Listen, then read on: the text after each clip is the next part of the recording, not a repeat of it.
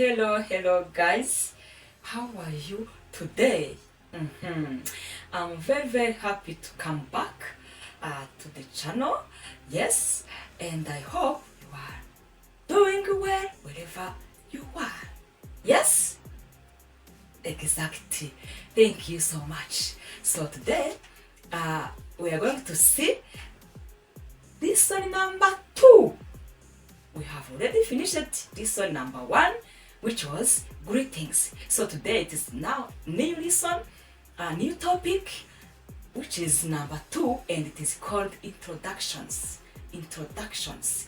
So what is introductions?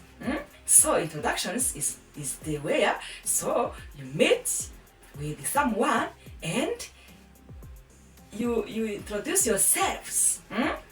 You introduce yourselves one each other. Yes.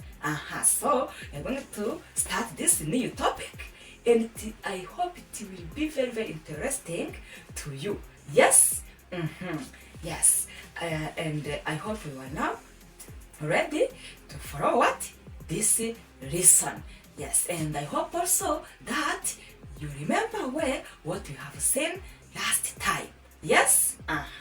Thank you so much. You are welcome now to this new topic. Yes. As I told you, it is now lesson number 2. Introductions. Yes. In Kinyarwanda, kwibwirana. Kwibwirana. Do you get me? Kwibwirana. Kwibwirana. Can you repeat? Kwibwirana. Thank you so much. En français, présentation. Présentation. Présentation. Can you repeat? Thank you. So let's now, as usual, start our introductions in English. What is your name? What is your name? Yes, as you know it, we say the answer is, my name is Mary Uwimana. Mary Uwimana. Yes? What is your name? My name is Mary Uwimana. Yes? Thank you so much. As we say in Kinyarwanda, witwa nde? Witwa nde? You see? The answer is nitwa Uwimana Mary. Nitwa Uwimana Mary. Yes? Thank you. As you see, in French, en français, comment t'appelles-tu? Comment t'appelles-tu? Comment t'appelles-tu? Can you repeat? Comment t'appelles-tu? Comment t'appelles-tu? Comment t'appelles-tu? Yes? And the answer, je m'appelle Mary Uwimana. Je m'appelle Mary Uwimana. Je m'appelle Mary Uwimana. Thank you so much. I think and I hope we are together there. Yes? Is your name Jane Uwase? Number 2, is your name Jane Uwase? Yes? As the answer, yes it is. Yes it is. This means that your name is Jane Uwase. Yes? It is now true. Yes? Is your name Jane Uwase? Yes? And the answer is, if it is true, you say, yes, it is. Are we together? Thank you. So let's see now in Kinyarwanda. Izina ryawe ni Jane Uwase? Izina ryawe ni Jane Uwase? Can you repeat? Izina ryawe ni Jane Uwase? Izina ryawe ni Jane Uwase? Yes? As you see the answer, if it is true, if it is yes, as As you see the answer, yego nibyo. Yego nibyo. If it is true, the answer is yego nibyo. Yego nibyo. Izina ryawe ni Jane Uwase? Yes? Yego nibyo. If it is true, yego nibyo. Thank you so much. Let's see how it is used in French. In French. Ton nom est Jane Uwase. Ton nom est Jane Uwase. You see? Ton nom est Jane Uwase. Yes? Can you repeat? Ton nom est Jane Uwase. Ton nom est Jane Uwase. Yes, as you see, the answer is oui, c'est vrai. Oui, c'est vrai. If it is true. The answer is oui, c'est vrai. Je suis Jane Uwase. Je suis Jane Uwase. Thank you so much. Let's see if it is not true. If it is not, how can we say? Is your name Jane Uwase?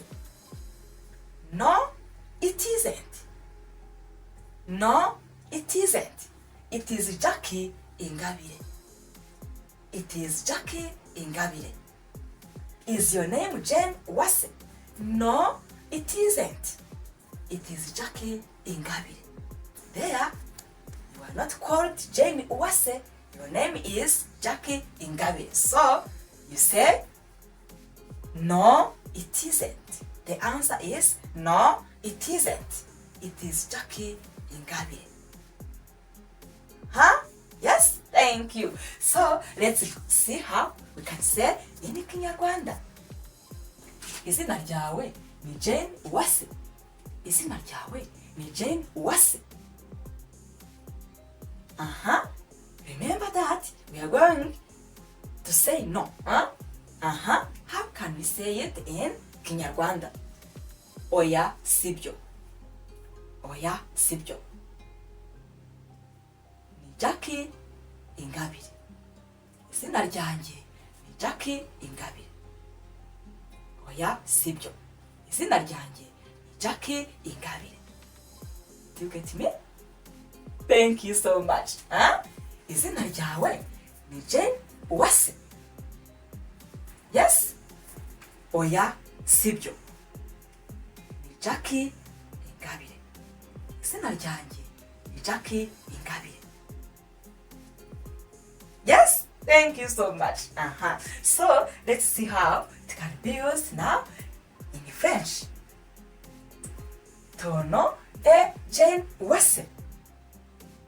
Ton nom est Jane Uwase. Non, ce n'est pas ça. Je suis Jackie Ingabire. Non, ce n'est pas ça. Je suis Jackie Ingabire. Ton nom est Jane Uwase. Non, ce n'est pas ça. Je suis Jackie Ingabire. Je suis Jackie Ingabire. Or, non, ce n'est pas ça. Mon nom est Jackie Ingabire. Mon nom est Jackie Ingabire. It's the same. Yes? Thank you so much. Can you repeat? Non, ce n'est pas ça. Mon nom est Jackie Ingabire. Thank you so much. So, let's see other manner to ask this question or other way. Yes? Are you Jane Uwase? Are you Jane Uwase? Yes, I am. Yes, I am. Yes, I am. If it is true. Yes? Yes, I am. Yes. Let's see. Ni wewe Jane Uwase. Ni Kinyarwanda. Ni wewe Jane Uwase. it is here. Ni wowe Jane Uwase. If it is true, yego ndiwe. Yego ndiwe. If it is true, niba aribyo. If it is true, niba aribyo. This means if it is true, niba aribyo. Yego ndiwe. Ni wowe Jane Uwase. Yego nibyo. Yes? Let's see now how it is used in French. C'est toi, Jane Uwase. C'est toi, Jane Uwase. Oui, je suis Jane Uwase. Si c'est vrai. Si c'est vrai. This means if it is true. If it is true. Yes? Oui, je suis Jane Uwase. C'est toi, Jane Uwase. Oui, je suis Jane Uwase. Oui, je suis Jane Uwase. Can you repeat? Oui, je suis Jane Uwase. Thank you so much. So let's see now if it is not true.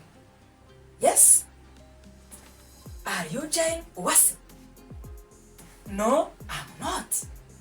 I'm Jackie Ingabi. Are you Jane Uwase? No, I'm not. I'm Jackie Ingabi. Yes? So let's see in Kinyarwanda. Ni wowe Jane Uwase. If it is not true. Ni wowe Jane Uwase. The answer there is oya. Gendi Jackie Ingabi. Oya. Oya. Gendi Jackie Ingabi. Ni wowe Jane Uwase. Oya. Jewe ndi Jackie Ingabi. Je ndi Jackie Ingabi. Or jewe ndi Jackie Ingabi. That's the same. Can you repeat? Oya. Je ndi Jackie Ingabi. Thank you so much. So let's see now in French. C'est toi Jane Uwase. C'est toi Jane Uwase. Non, je suis Jackie Ingabi. Non, je suis Jackie Ingabi.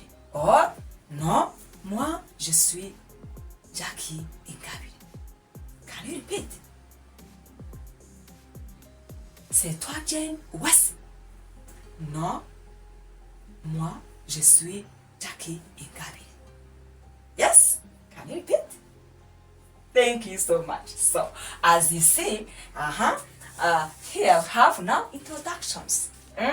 So, we shall continue see these introductions. So, until you can now introduce yourself in front of your neighbor. Yes? Do you get me? Yes? This is now our lesson number 2 introductions. You see, 1, 2, and you have many examples for now doing introductions. Yes? Let's now see how you understand or you can now implement these introductions. Let's do some practice. Yes? So I'm going to ask you and you have to answer to me. Are you ready? Thank you so much. Witwa nde? Witwa nde?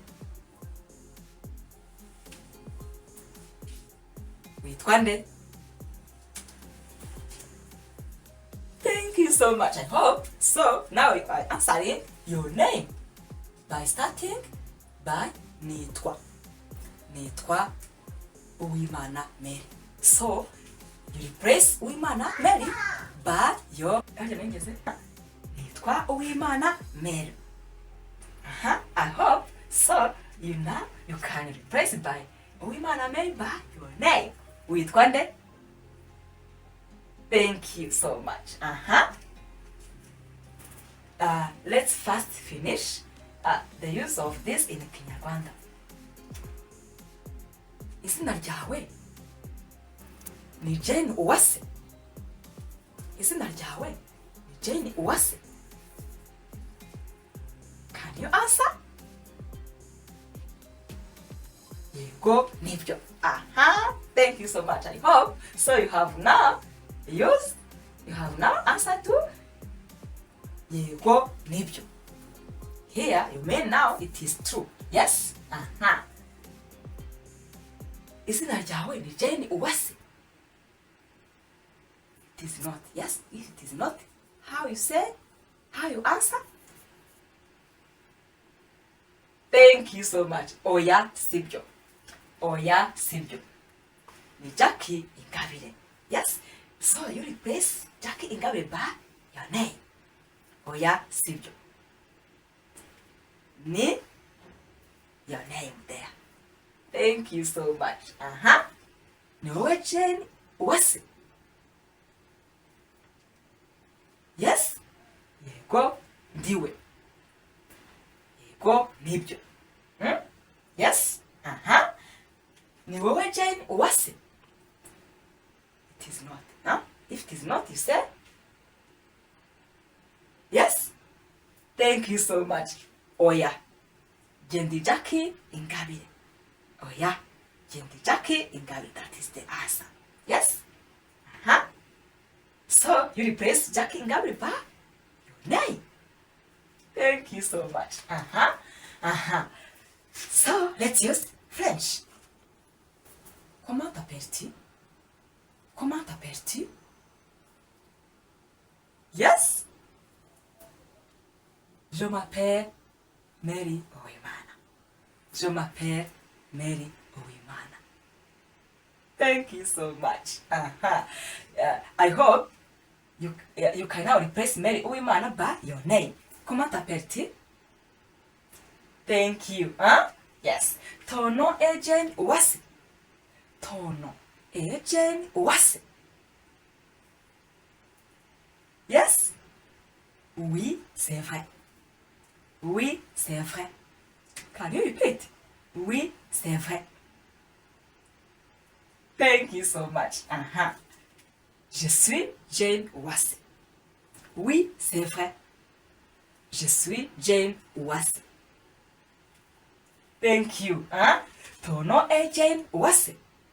Here it is not. Yes? Ton nom est Jane Uwase. Non. Ce n'est pas ça. Can you repeat? Non. Ce n'est pas ça.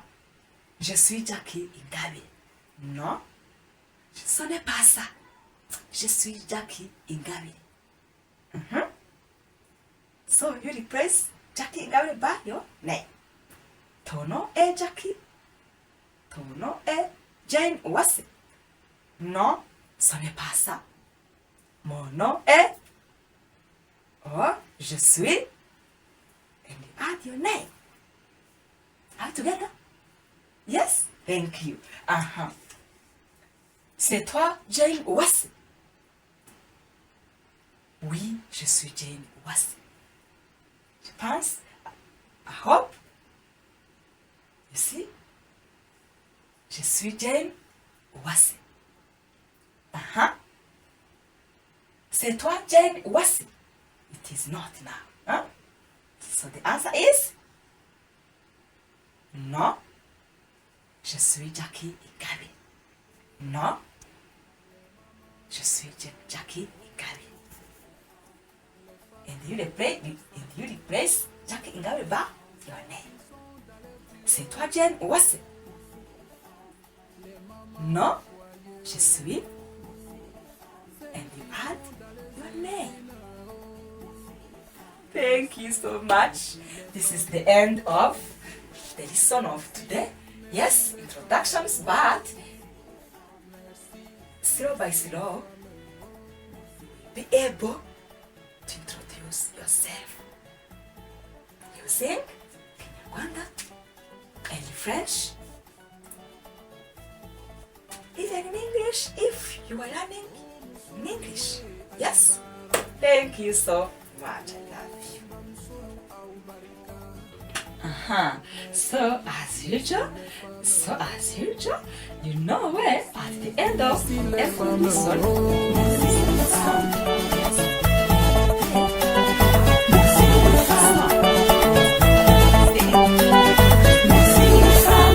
you will step by step try to understand the meaning, the whole meaning of the song in order to see if you understand where the language you are learning. If it is French, Kinyarwanda or English. Yes? Thank you so much. So let's now go. Today we are going to use the song which is called Umuntu n'Inkundi. Umuntu n'Inkundi by Ruremire Focus. Yes. This is very, very nice song. So try to be ready to listen to me. Are you ready? Thank you. Thank you so much. Now let's go.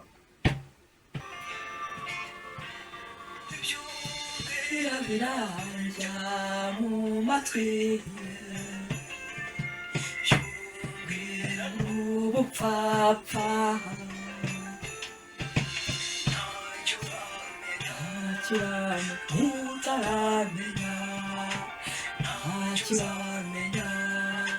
niba utaramenya umuntu ari nk'undi n'inkundi kimwe nawe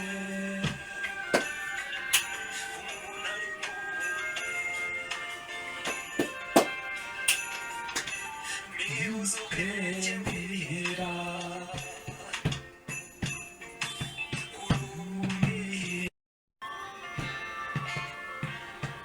byumvira birahanja mu matwi byumvira n'ubupfapfa ntacyo uzamenya niba utaramenya ntacyo uzamenya niba utaramenya ko umuntu ari nk'undi umuntu n'inkundi kimwe nawe umuntu n'inkundi mbibuze ubwenge ngaho mbwira urubirabura ukabumera ururi wihera uvukira mu bakire wabikuye he uvukira mu bakene wabihisemo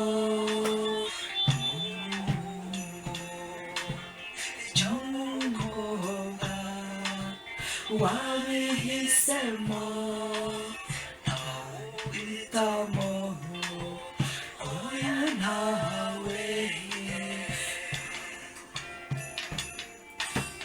ntacyo uzamenya nuko utaramenya ntacyo uzamenya niba utaramenya umuntu ari nk'undi n'inkundi kimwe nawe umuntu n'inkundi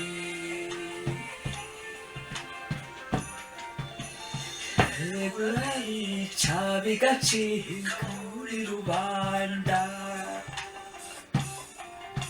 babwira ko ubwoko bwawe buruta ubw'abandi uracyashishiriwe kutigera ku bana b'inyange. Thank you so much.